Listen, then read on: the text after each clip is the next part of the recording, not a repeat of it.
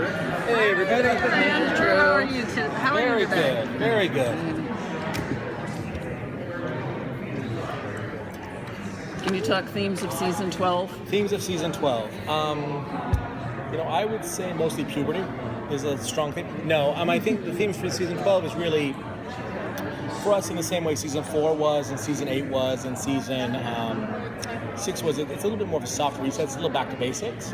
And the really important thing to us is making the conflicts and the stakes personal to Sam and Dean.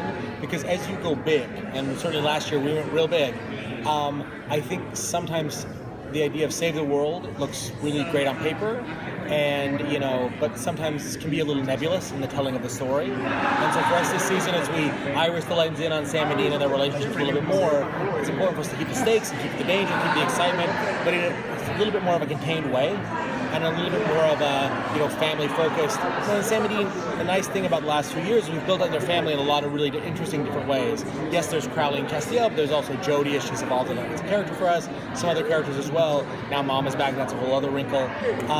So it's really about putting the focus more on family and kind of building off that.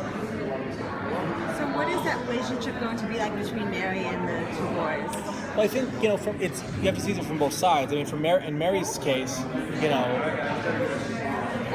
Sam and Dean work to her potential. When you look at a baby, you look at a 4-year-old kid. Dean's a precocious kid, and Sam's a baby, and they're going to be amazing. And I left my life to raise these kids, and then she passes away, and she comes back, and in some ways, what she sees, she's incredibly proud of Sam and Dean because they're heroes. And, she may not agree with hunting, but she understands what they do and she understands how great they are and the good they've done in the world.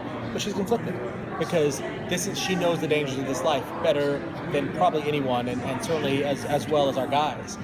And then from Sam and Dean's point of view, you've got someone who, in so many ways, their entire life has been built around. Mom died, everything spirals from it. And so when she comes back in, there's this idea of, they have an idea of who their mother was. They met her in the past. They had got a glimpse of her ghost at one point, but I think they've never dealt with her on a day-to-day basis. They've never really gotten this extent of seeing how she sees them, seeing that through their eyes. And then also, she has a lot. Sam and her have a lot in common. They both walked away from hunting. They both came back. But when it comes down to it, I think she's actually more like Dean. She is take charge, kick ass.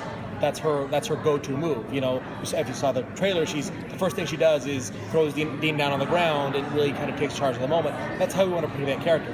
She's a very vulnerable character and back and kind of out of sorts a little bit, but she's not a soft character. Can you talk about taking over a showrunner? Sure. I think we can all agree it was a great move and a long time ago. The metaphor I use is you're walking into an incredibly great cast, a really good group of writers, incredible crew. They're handing you the keys to a Lamborghini, and they're the only problem here is you. The only thing that can go wrong is you. Everything else is going to work great. So just don't crash the car. So my goal is to not crash the car. Yeah. Okay, so our season 11, it seemed like it was going along this little path, and then at the end it just did a 180. I know some of it you had to kind of replan some stuff, but can you tell us, I don't know, what was going on? How did you get to that point? I think what it really came down to for us was you're dealing with these big apocalyptic forces. Mm-hmm. And is there a way to do it? And when we've done that before, the end result has always been similar. Lucifer got tossed in a cage. There was a fight, and Lucifer got tossed in a cage. Dick Roman. There was a fight, and Dick Roman got stabbed in the neck. You know what I mean? So is there a way to do a different kind of season finale? And the risk you take with that is you're doing a different type of season finale. And it goes against expectations, to your point. Does that make it bad, or does that make it good? I think that's a lot of it's in the eye of the beholder. I will say for us, what made it interesting was that it was not the conventional choice, but I also understand that it may not have been as satisfying as, again, seeing Dick Roman get stabbed in the neck, because there's a finality to that and an endorphin release from that. Whereas in kind of God and Amara making peace and going off together, it's actually the best possible result if you look at the universe and everything like that, but it's also in some ways a soft result. And like I say, we knew that going in. This wasn't, the idea always was the big action happens in the episode before the season finale, and the season finale is going to be a much more smaller emotional story. And I get that people may not have been as into that as we were. That's certainly fair. but I do believe that, it's something that, you kind of, sometimes you try things and, you hope they work, and that one, Oh no, like it didn't necessarily work for everyone. And I'm certainly aware of that. But at the same time, I don't think if you start doing things you only know people are going to like, and people are going to be like, oh my god, I love it, like that limits your storytelling wise. Because those stories are like at this point in the show, those stories are easy to do. It's easy to tick 3 boxes and know that the fans on Twitter are going to go crazy for it. It just is. Yeah. And I think we all know what those 3 boxes are, or we all have the different 3 boxes. But I think the question is, if those are the only types of stories you're telling and the only types of episodes you're telling, then are you really allowing the show to grow creatively? Because it becomes a nostalgia cycle. You know what I mean? And we've been on 12 years. We have our share of nostalgia, and we certainly go to that well. But if that's all you're going for, and if all you're doing is repeating, then it becomes a real problem.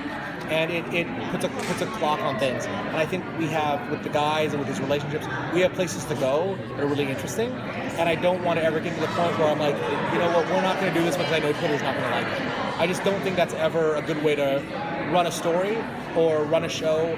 And I also think the truth of the matter is, most people, the thing people like the most is the thing they wanted but they didn't know they wanted. And I think that's, and our hope is that this season, with some of the stuff we're doing with again, not so much the big mythology, but the characters, we're hoping there's some stuff there that people can really grab onto. Are we finally? Okay, that's fine. Super time. Thank you so much, Andrew. Thank you.